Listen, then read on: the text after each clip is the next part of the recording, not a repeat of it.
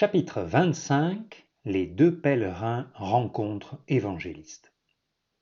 Ayant quitté Bavar, les deux pèlerins se trouvèrent bientôt dans une grande plaine désolée. Aucun arbre n'y croissait, et l'herbe courte ne cachait nulle jolie fleur. Le chemin du roi la traversait dans toute son étendue. Aussi Chrétien était-il heureux d'avoir Fidèle comme compagnon pour parcourir ce trajet long et monotone. Vers la fin de l'après-midi, les enfants, fourbus, entrevirent avec joie l'extrémité de la plaine et, au-delà, la verte et magnifique campagne. « J'espère que nous arriverons bientôt à l'une des maisons du roi, dit Chrétien, et qu'on nous permettra de nous y reposer jusqu'à demain matin. » Ils avançaient toujours lorsque soudain Fidèle entendit des pas derrière eux. Il se retourna et crut reconnaître une figure amie. Il regarda attentivement encore, puis s'écria « Oh, Chrétien, Chrétien, devine qui vient nous rejoindre !» À son tour, Chrétien se retourna et battit des mains. « C'est Évangéliste !» Comme les deux enfants furent joyeux de revoir leur cher et tendre ami. Ils avaient beaucoup de choses à raconter, et Évangéliste sourit de l'ardeur avec laquelle ils lui firent le récit de ce qui leur était arrivé. « Combien le roi était bon pour vous, enfants!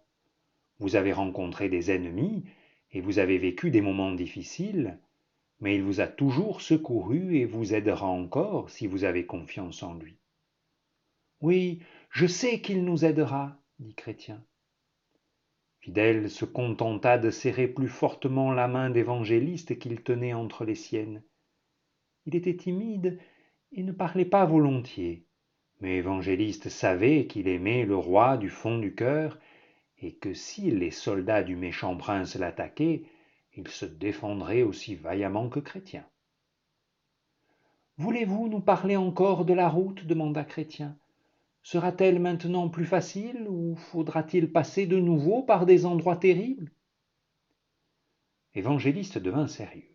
« Je suis précisément venu vous attendre ici, répondit-il, parce que vous allez bientôt arriver à une ville splendide qui appartient au méchant prince. Elle est remplie de toutes sortes de choses magnifiques. Beaucoup sont tentés de s'y arrêter. Mais ne vous laissez pas entraîner à commettre une telle faute. Vous êtes avertis. »« Pourquoi faut-il que nous passions par là ?» s'enquit Fidèle. « Parce que la ville est bâtie des deux côtés du chemin du roi. Il faut donc absolument la traverser si l'on veut arriver à la cité céleste. »« Alors, que ferons-nous ? » ?»« Vous marcherez tranquillement le long des rues. Ne restez pas à regarder les beaux magasins et les étalages et ne jouez pas avec les enfants. Quelquefois, les habitants ne s'occupent guère des passants. Mais d'autres fois, au contraire, ils les traitent avec beaucoup de cruauté. « Croyez-vous qu'ils nous tueront ?» demanda Chrétien. « Peut-être qu'ils vous mettront en prison. Ils ont même souvent poussé la méchanceté jusqu'à tuer les pèlerins qui ne voulaient pas servir le méchant prince.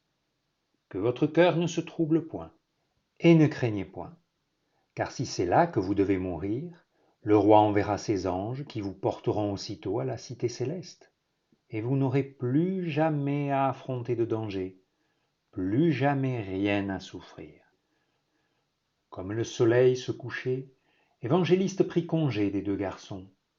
L'horizon était encore faiblement éclairé quand les murs des fortifications apparurent dans le lointain. « As-tu peur ?» murmura Chrétien. « Un peu, » répondit Fidèle, « mais le roi prendra soin de nous. Et puis, tu as ton armure. »« Oui.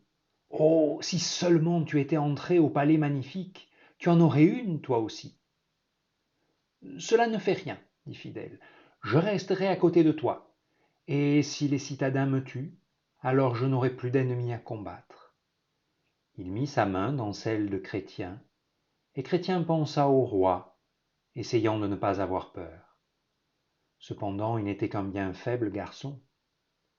Lorsque la lourde porte se referma derrière eux, il dit tout bas à Fidèle : « Je voudrais pouvoir maintenant donner la main à Évangéliste. » Et Fidèle ajouta: peut-être serait-il venu avec nous si nous le lui avions demandé. Quel dommage que nous n'y ayons pas songé.